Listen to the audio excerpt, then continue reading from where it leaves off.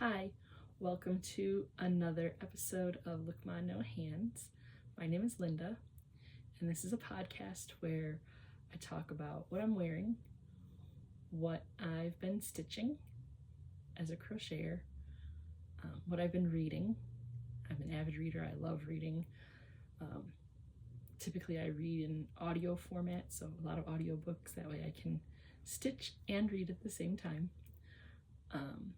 I'll talk a little bit about what I've been watching, and I like to finish off every episode with a segment that I call Fancy Footwork. So let's just hop right in and talk about what I'm wearing. This week I am wearing a poncho of my own design. This poncho actually started out as my initial plan was to make a hat, and I started with the ribbing section of the hat, the part that's around my neck. It was before I knew a lot about like design and how to construct good hats and things like that and how things fit. So when I started out with the band of the hat, it was too big, and I was a little bit disappointed. I put it on my head and it just kind of dropped, and then I was like, oh, it dropped down around my neck. It makes a good collar. I didn't want to turn it into a scarf because I really don't like wearing scarves. So I thought, let's see what happens if I try to make it into a poncho or a sweater. And I started doing double crochet stitches in the round from the base of the ribbing section, and just kept going. As the neckline got further down, the yoke got further down, I knew that I needed to do some increases, so I did some increase stitching every so often and ended up making this little poncho for myself. I stitched it in my favorite color, purple. I used Caron Simply Soft in pretty much any color purple that Caron Simply Soft comes in, but I did also include one band of like a taupe kind of color. I think it's called Bone. I don't remember, but just to kind of break things up and add a little bit more length. Without that little section there, it would not have been long enough for my liking. It hits just at the hip. I really like how this fits particularly. I love being able to custom fit things for myself. So it fits good around the neckline, and then it has a good drape as it goes down, kind of almost like an A-line shape to it. So I really like that, how it fits, and it's very cozy. I don't wear sweaters or ponchos of this heft very often. It's actually quite a bit thick, being that it's only double crochet. There's no like lace work or anything fancy like that. It was just very basic, very simple, but I like it. It's kind of almost like a wearable blanket, just snuggle up into it. So yeah, and like I said, my favorite color, purple. So there's like 3 different shades of purple on the poncho. Yeah, so that's what I'm wearing today.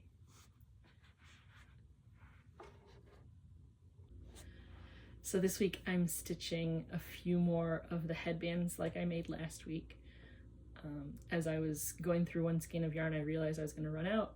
So instead of having a partially used skein with not enough to do anything else with it, I decided to downsize the headband and make a child-sized one, because there was enough yarn for sure to do at least one child-sized one.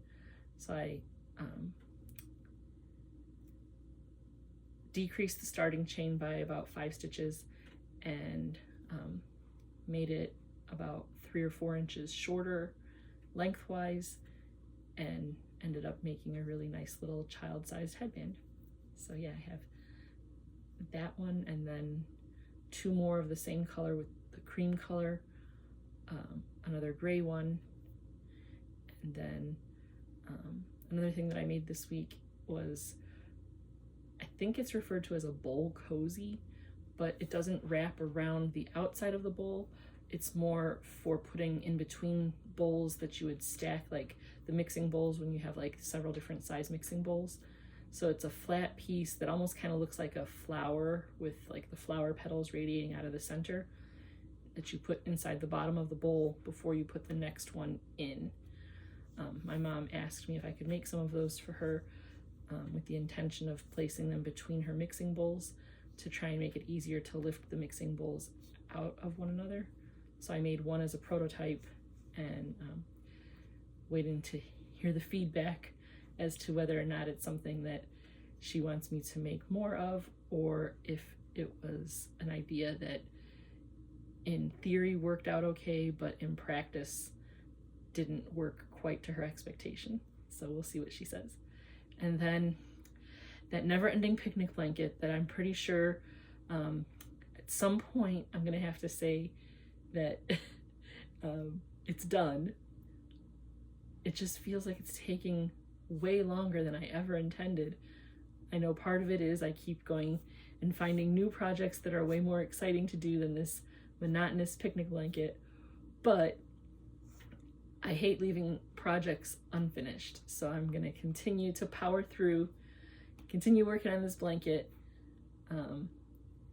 Instead of trying to say, oh, I'll be done by the end of the week, I'm gonna say I'll be done in time for it to be used in picnic weather. Right now it's quite cold out, still a little snowy, kind of windy, not really picnic weather or in my part of the world, but eventually we will get some picnic like weather, and then this blanket might be done by then. Who knows? At this point, it's anybody's guess. I do know that I'm making progress though, because my skein of yarn is deflating. I call it deflating. It's like shrinking. The number of yards that are left in the skein are being reduced. So I know I'm making progress. It's just very slow progress. It's like the snail's pace of crochet. It will get done though, I promise. So that's all for what I'm stitching this week. I wish I could report back and say that my beautiful blanket is finished, but sorry, failure on my part. But it will get done.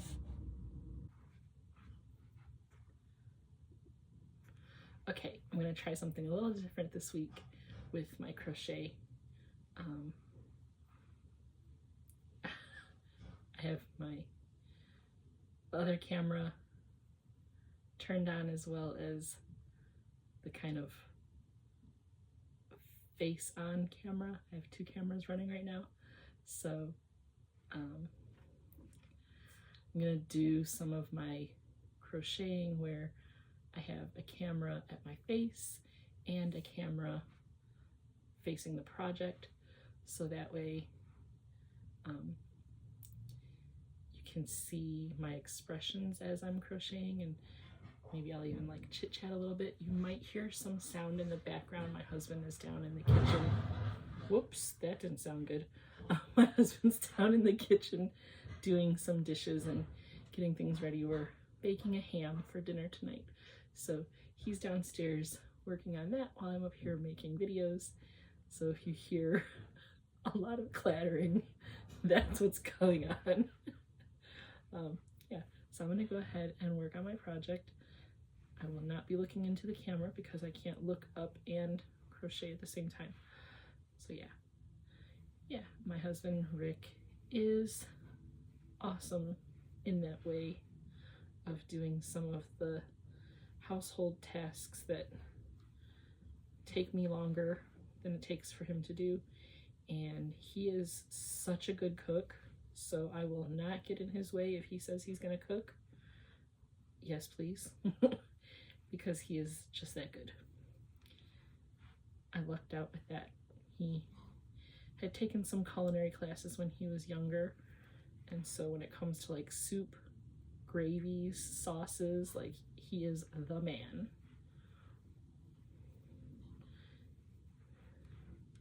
And that's actually something that we used to do quite a bit when we were first dating. Instead of going out to dinner, we would go to the grocery store and buy groceries and then go back to his apartment and cook dinner together, because that was fun.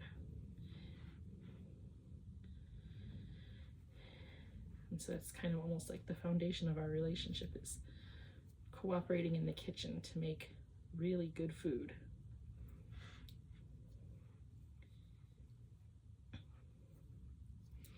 We always kind of joke around saying, like, I find the recipes and then he cooks them.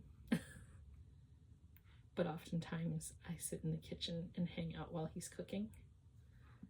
He calls it micromanaging, but actually the reason why I do it is because I like spending time with him in the kitchen, watching the magic that he does while he's in the kitchen. He's a lot of fun.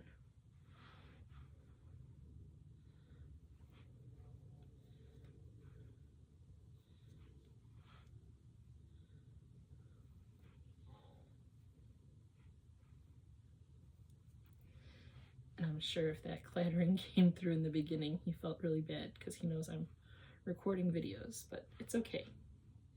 Like I said, it's for good reason. He's down there getting the work done.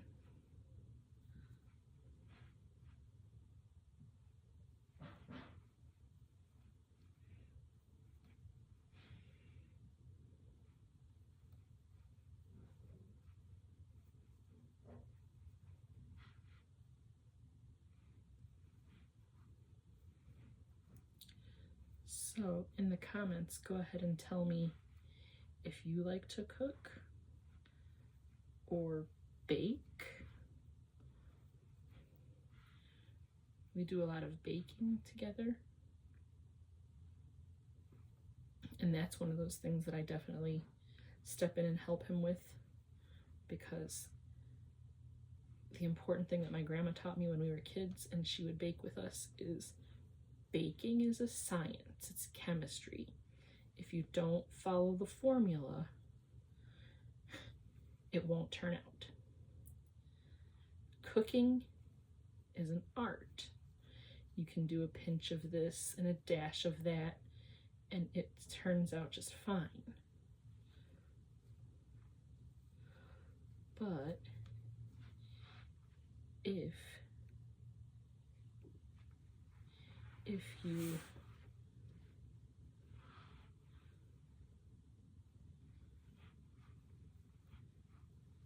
don't get it just right with cooking, you can always adjust a little bit when it comes to baking.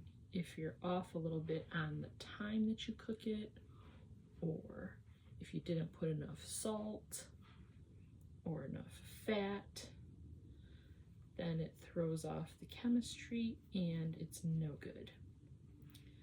So yeah, that's not good.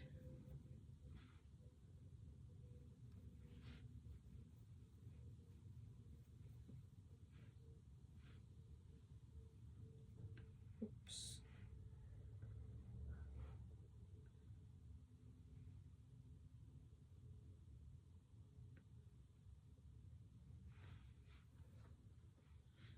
And I thought I had started the video camera. I thought I started the cameras at the same time, but I did not. So I'm gonna have to try to figure out where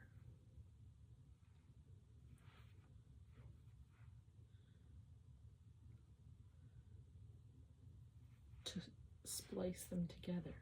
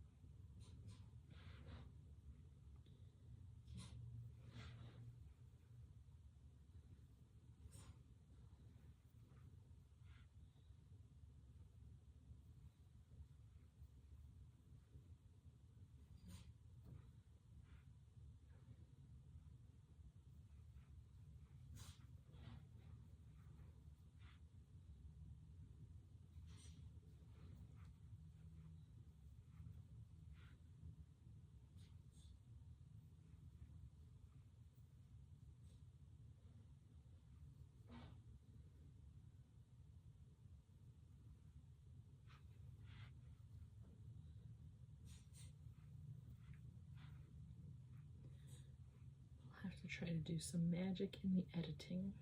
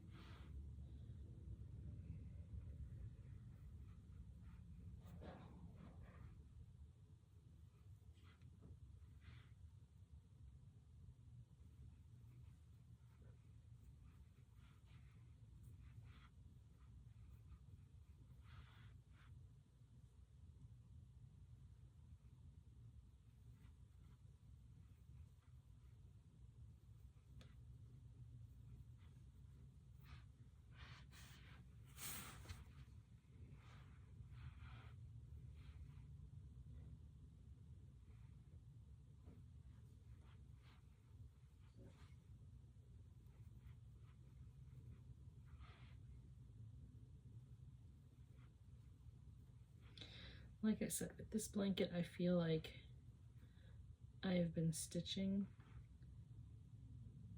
literally half my life. This blanket is taking forever because it's a adult-sized blanket. It's not just a baby blanket. I always forget that making full-sized, not baby-sized things takes so much longer.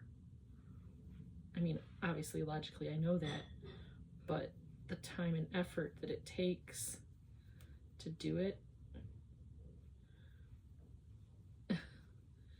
doesn't hit me until I'm like in it and it's not getting finished at the speed that I prefer. Like I said, logically, I know that a blanket with 90 rows is going to take a lot longer than a blanket with 50 rows.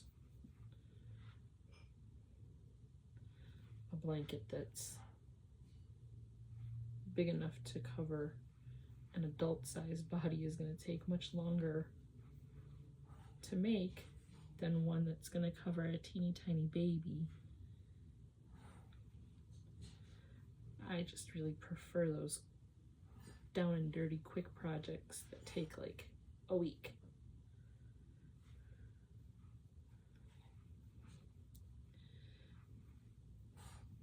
But I also like the look of a full-size project, so I don't know. I guess I just gotta bite the bullet and get them done.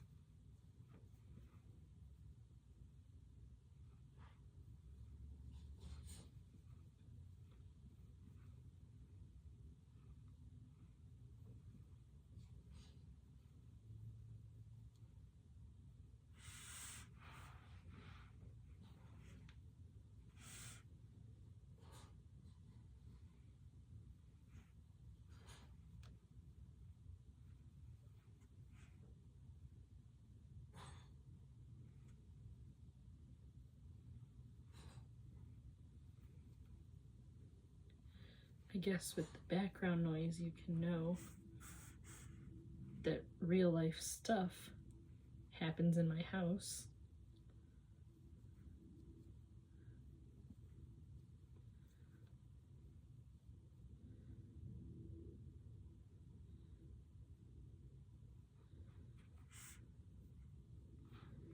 I was in a live event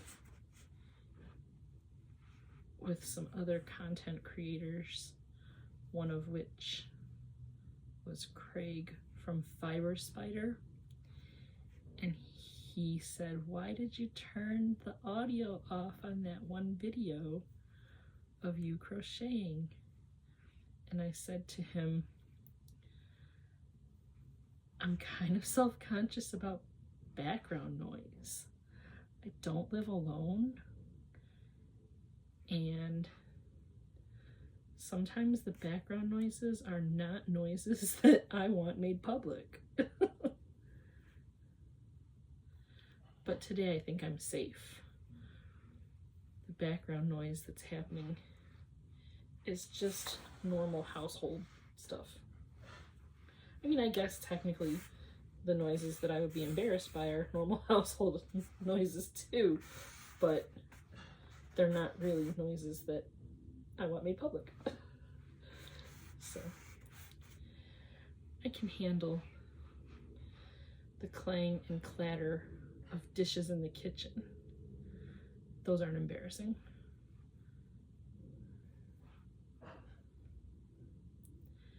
I also want to be mindful of Rick and my son Tim and not make them feel like they're prisoners to my time recording. So if I'm recording when they're around and I hear noise in the background, I will do what I can to limit their exposure in my videos.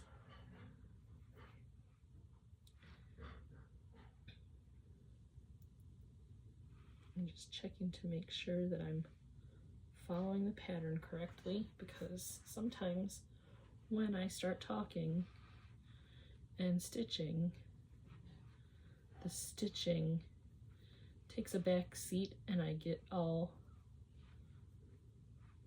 messed up. And then I look at it for the next row or the next time I pick it up, and I have to rip out some stitches because I goofed. So before I go too far along, I'll be checking so that I don't have to rip it like a little frog and go back and start over. So right now things are looking good. Stitch count is correct. Yay me.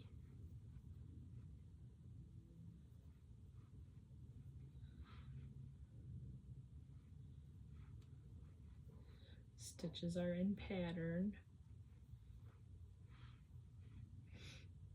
And after this row, I will have to start the next section of row repeats, the pattern repeat. I will include information again on this pattern. It was a pattern that I took from a magazine.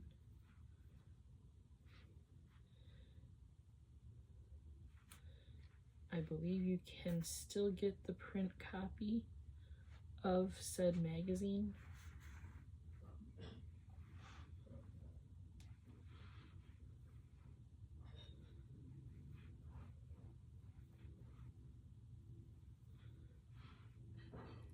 It's a back issue. I have not tried to obtain the back issue of it since I have the issue from when it was originally published, but I will include the information that I found as to where you could find the pattern if you wanted to make it.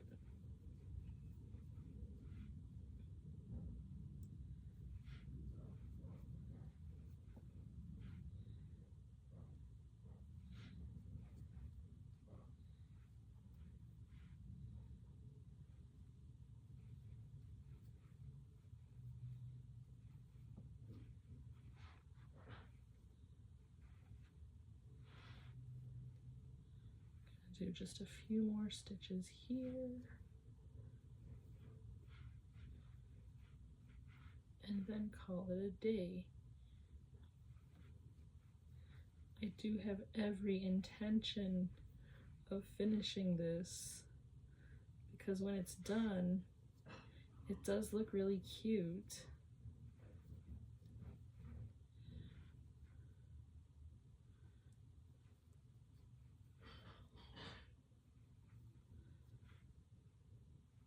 But like I said, these just take so long.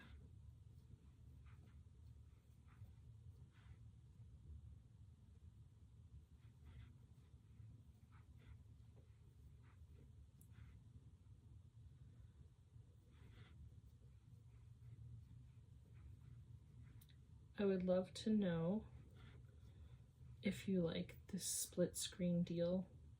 Like I said, oopsie at the beginning when I did not turn on the second camera like I thought I did. We're just gonna roll with it. I will figure out where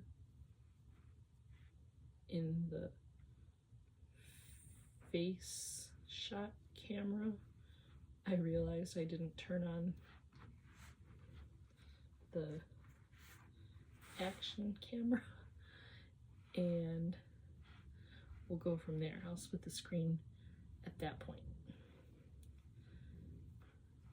But if you like the split screen deal, let me know, and I will try to do more of that in the future.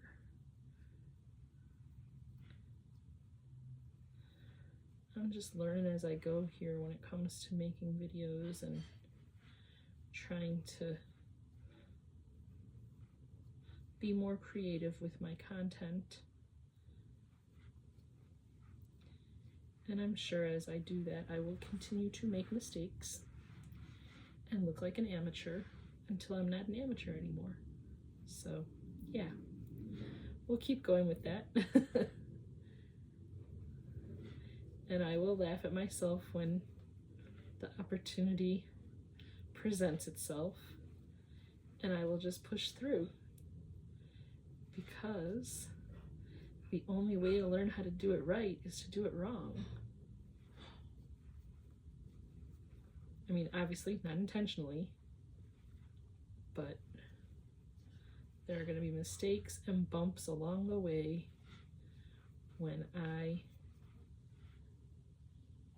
am trying new things. And maybe next week I won't look like such a doofus. All right, folks, that's that.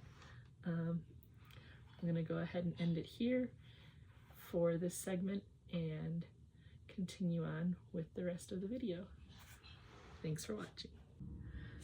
Okay, this week what I've been reading, another romance novel, and I think I might have reached my limit on romance novels, because though this story was a good story and I really liked it, I'm kind of over the explicit love scenes. Like, I just want a romance novel. I'm kind of vanilla. I don't need all the graphic explanations. I know what happens in the bedroom. Like, it just wasn't for me. The bits and pieces of the story that were not the love scenes were so much fun. This week, the book that I read is The Royals Upstairs by Karina Halle, I believe is how she says her name. It's Halle. I will definitely put information about that in the description. It was a fun story. It was a royal family and their hired help, the nanny and the bodyguard, have a little bit of history amongst them, between themselves, where they had worked for a different royal family. Things kind of didn't work out great for them, and the nanny got a job with a different royal family. She thought she was, happy where she was, and then the bodyguard that she had worked with previously ended up getting hired by the same royal family that she switched to. So she wasn't real happy about that. Things didn't end well for them. So she thought for sure he was going to come in and ruin everything for her. She enjoyed who she was working with. She liked the kids. She felt happy because she was closer to her grandmother. So she was not pleased to have her ex show up on the scene. It turns out that their initial split was due to like a miscommunication, and so they kind of resolved the issues they had, the bad feelings they had towards one another, and moved on, and they were able to kind of become friends again. Of course, friends to lovers living in close proximity to one another. They got back together, and lots of interesting and fun things happened for them. a little bit of danger and excitement. So yeah, that was fun, and definitely some hard feelings that everybody comes to a relationship with baggage, and this is no exception. They had some things to unpack that they were dealing with personally, kind of internal struggles for themselves. So they, of course, brought that to the relationship, which made things a little bit challenging for them. But once they opened up to one another and talked about it, as with any relationship, like we know, the key to success in relationships, whether it be friendships, family relationships, romance, the key is communication. So when they started talking to one another and really looking, like being introspective and thinking about like who they were as people, they realized that they could help each other and really work through the things that were challenging for them. So that aspect of the book was really fun, and the antics that the little kids brought in with their behaviors and things like that, and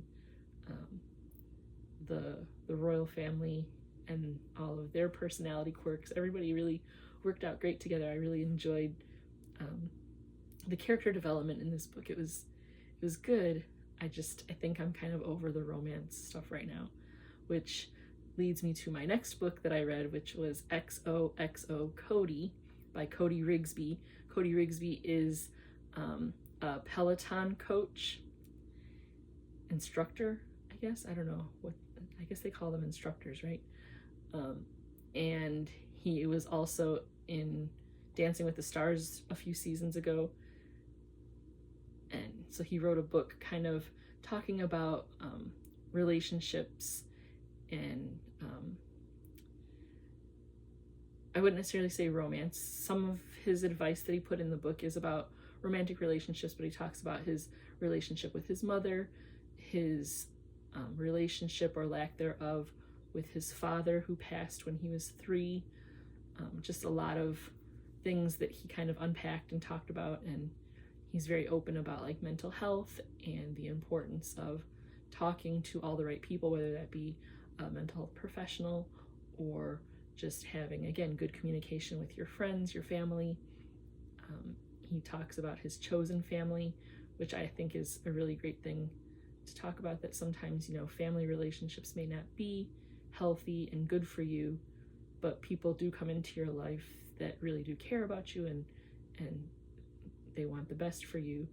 So you surround yourself with those kind of people, and he's built himself a very good friend system of people that he refers to as his chosen family, which I think is cool, because I do have some very special people in my life that are not blood relation, but they're great supports, and I have good relationships with them and do my best to support those people emotionally and in any way that I can, like just, hanging out, having fun, call me when you need me kind of thing. So it was nice hearing Cody tell his story. I like reading memoirs where people discuss kind of the challenges that they have in their life and what they do to overcome those challenges and become successful. He talks a lot about just his home life as a child being very unstable, and how he knew from a young age that he needed to do whatever he could do to take himself out of that situation and make sure that he never goes back to it. So he really worked hard to empower himself and educate himself on like good financial practices and just things so that he could always feel like he was secure in having housing and having enough food to eat, and just all of like those basic life things that some people take for granted, but when you don't have it, you really know how important it is. And I loved how he approached his story with humor, and he didn't really sugarcoat anything. He talked about how difficult it was, and how he was kind of handed, very unfair circumstances of life, but also talked about how you can kind of sit in it and and feel miserable, or you can do something. I mean, everybody kind of has the ability or the power to do little things that end up coming into big things to make things either much better, make your circumstances better, or you can also make choices that make things worse for yourself.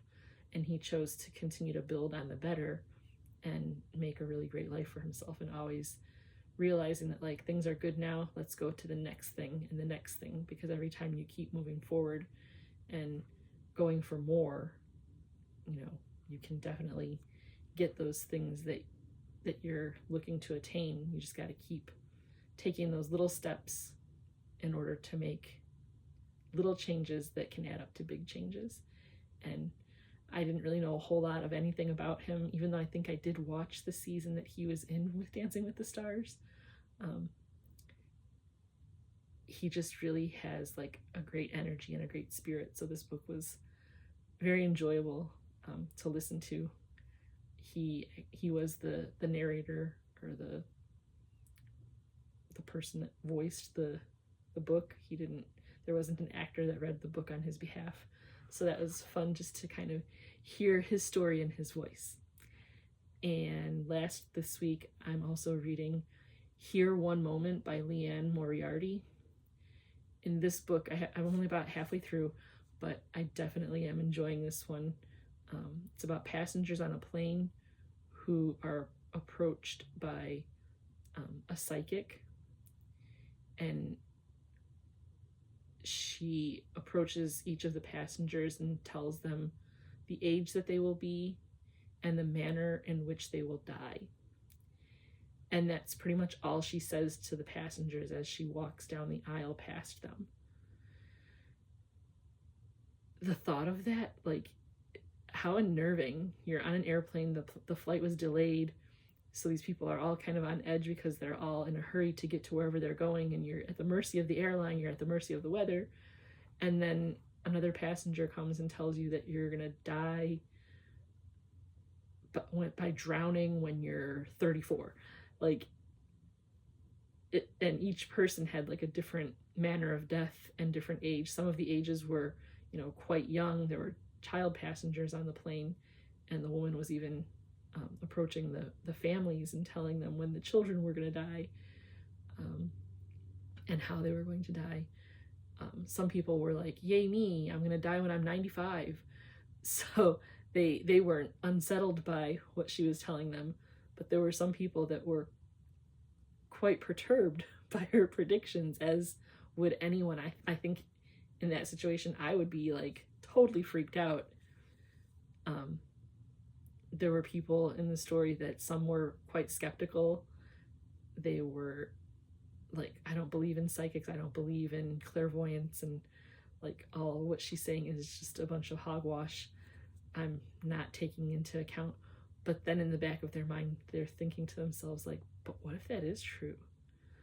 I mean, how can you just dismiss it? Like, if somebody comes to you and says that, everyone gets to their destination and goes about their lives, not really thinking too much about what the woman says to them, until, of course, some of her predictions start coming true. At which time then everybody starts thinking pretty hard about what she says, and even the people that are skeptical are getting a little worried because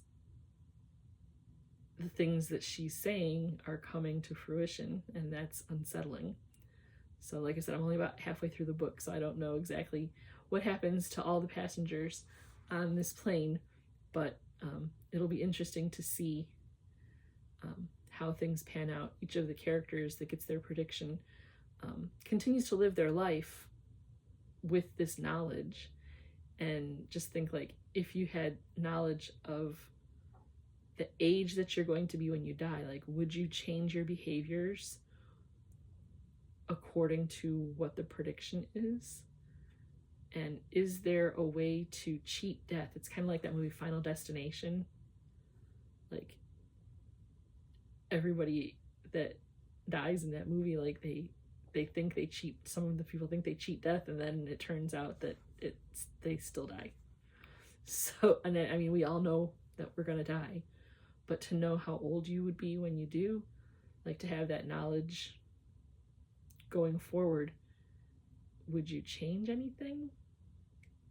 Would you accept it? I don't know. It's hard. It's a lot to think about. So I've been enjoying this book because it really gets you thinking about, like, if someone gave me a glimpse into the future, how would I continue to live? And if I do change anything according to what the person predicts, does that change anything? And if we think we're changing our behaviors to avoid catastrophe, are we ultimately just kind of changing course? And no matter what, we're all still gonna die. So I don't know, food for thought maybe. Yeah, we'll see next week. I still have 3 books left on my list of books that I checked out the week that I was like, I don't know what else I'm going to read, and then I went hog wild and downloaded tons of books. So there's 3 books left. None of them are romance novels. Another one does include a storyline surrounding death. It's like I go from romance to death. Like, wow, okay. Opposite ends of the spectrum.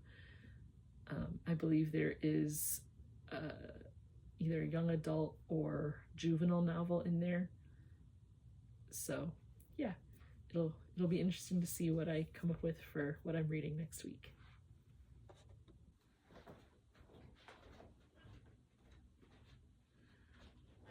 Okay, change of scenery.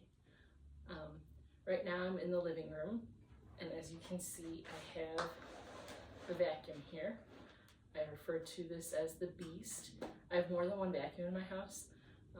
I refer to this guy as the Beast because he's the big, strong vacuum that can get up all of the dirt out of the rugs. We have hardwood flooring throughout, but each room has a rug to kind of insulate the floor a little bit and absorb sound, and they just look nice. So yeah, we have rugs throughout. So I thought today would be kind of a cool thing to show how I vacuum. So we have the big area rug here, a small rug by the front door runner, and then out of frame over here there's a small area rug that we put at the bottom of the stairs because the stairs are wood grain, the same as the hardwood floor. And clumsy me, if we don't put the rug at the bottom of the stairs, somehow my eye has a difficult time differentiating between the bottom step and the floor. And I often will miss the bottom step as I'm coming down the stairs. So we put the rug there for like visual disruption that indicates that's the bottom step so that I don't fall off the bottom stair. Yeah, so what I tend to do is grab that small rug and bring it over to the big rug to kind of shake the crumbs and stuff that comes off of there. And then I can put that back.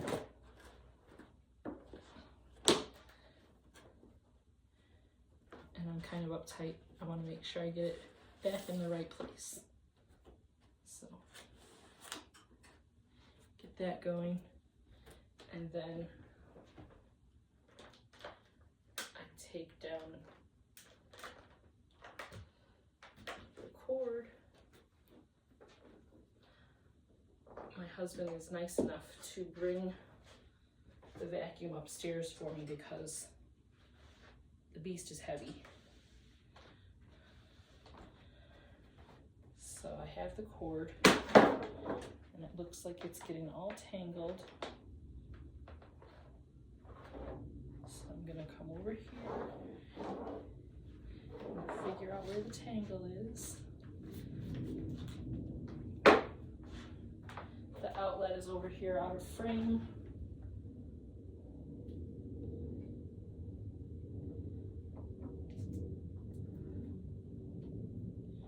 And it tends to be a little stubborn sometimes. I'm having some difficulties getting that pushed in. There we go.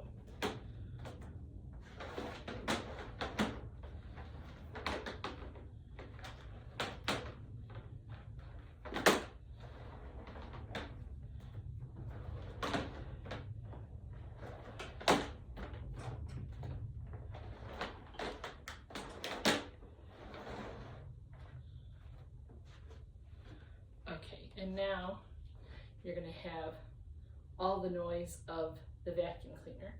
And the way I do vacuuming is by trying to have a place to sit. So I sit here on the sofa and kind of run the vacuum as much as I can across all the floor. And then I might switch over to the chair over there and vacuum from a different direction just to get everything picked up off the floor. I might even end up sitting on the floor to vacuum the runner rug by the door. So here we go.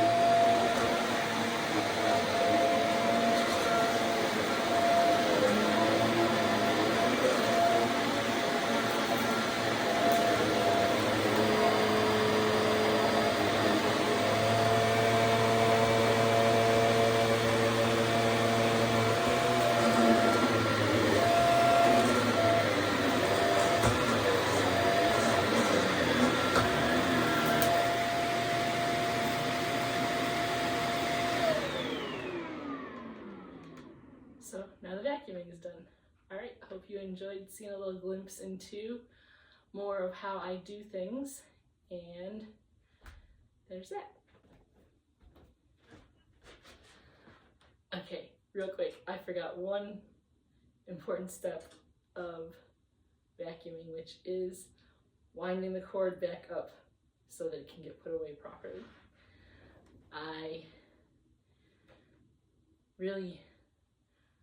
I know that like a lot of people probably just kind of throw the cord. However, I'm so particular about stuff And so yeah, I go ahead and I wind the cord back up so that it can get put away and not be tangled for next time.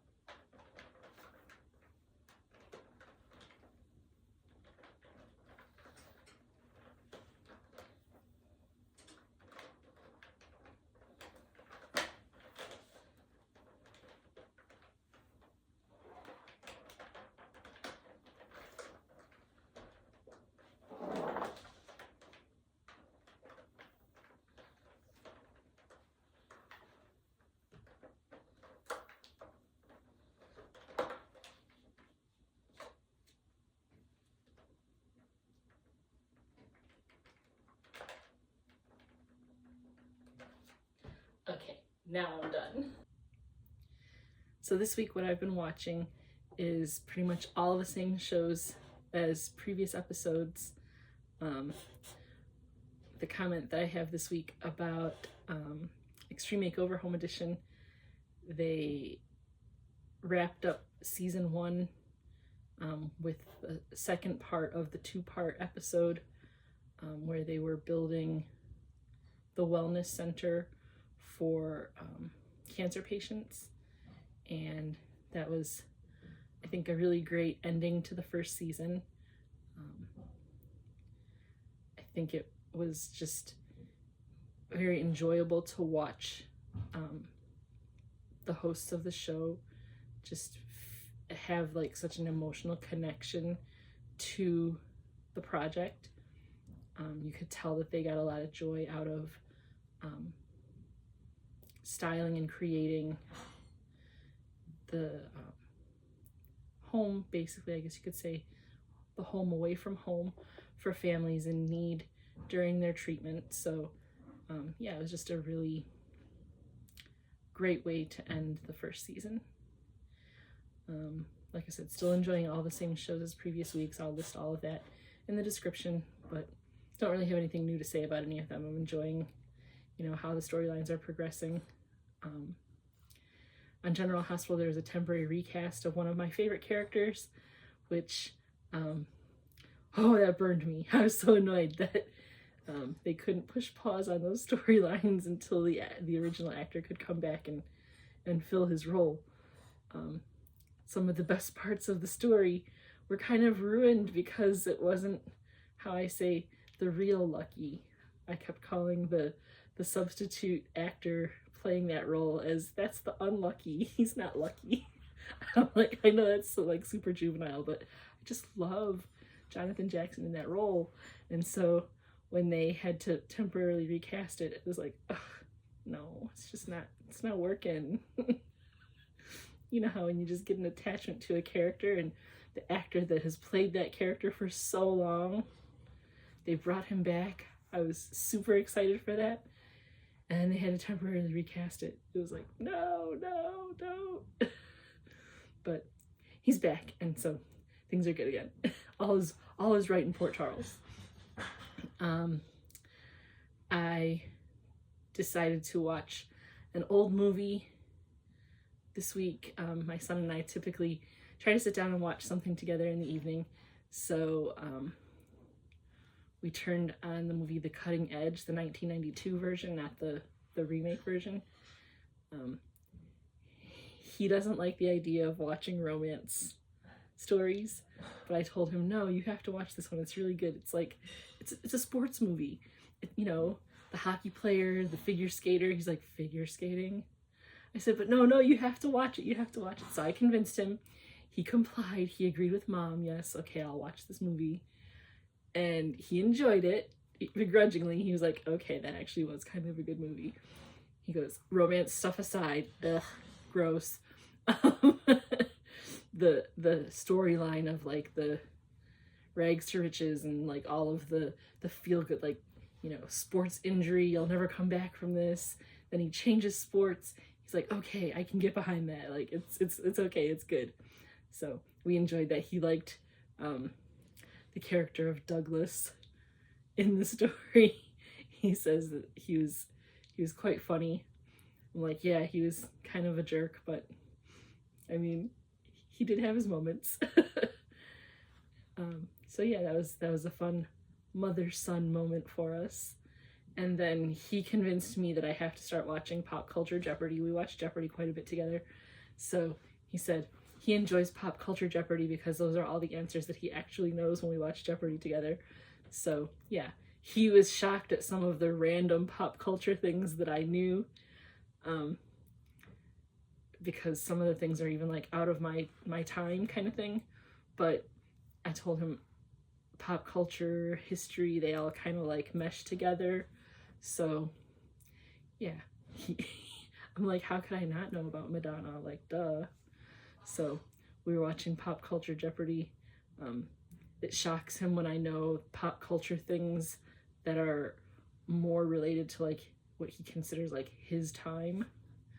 He'll be 20 years old this year, so he's kind of exiting that teenage phase, but he's still young, and he thinks mom's like ancient. So when we get together, sometimes he thinks that I'm from like some other world or something. I don't know. But yeah, we had fun watching Pop Culture Jeopardy. I think we've gotten through like 6 or 7 episodes, so that was good times. Who knows what I'll be watching next week. We tried to find like one really random movie from when I was younger to watch together, so we'll see what we come up with for next week. Thanks for tuning in for another episode of Look Ma No Hands. I appreciate all the returning viewers. If you've already subscribed, way to go. Thanks a bunch. This is my birthday weekend. My birthday is February 21st, so you're probably watching this after that. But yeah, if you want to give me a great birthday present, if you're watching and you have not yet subscribed, go ahead and click that subscribe button. If you enjoyed the video, give it a thumbs up, hit that like button so that I know if what I'm doing here is being well received. If you think something you've seen here today might appeal to friends and family, go ahead and give it a share. Let people know what you're watching and what I'm doing. I appreciate all of the feedback, all the comments, anybody that's shared videos or talked about my channel. I really appreciate that support. I would definitely like to try and monetize the channel at some point, so I'm gonna keep pumping out the videos and interacting in the comments. I love the little bit of exchange that I've had with people, learning about who's watching. It's definitely been a fun couple of months here, and I look forward to keep working at it. So yeah, just let me know what's going on in your neck of the woods. See you in the next video. Have a great week.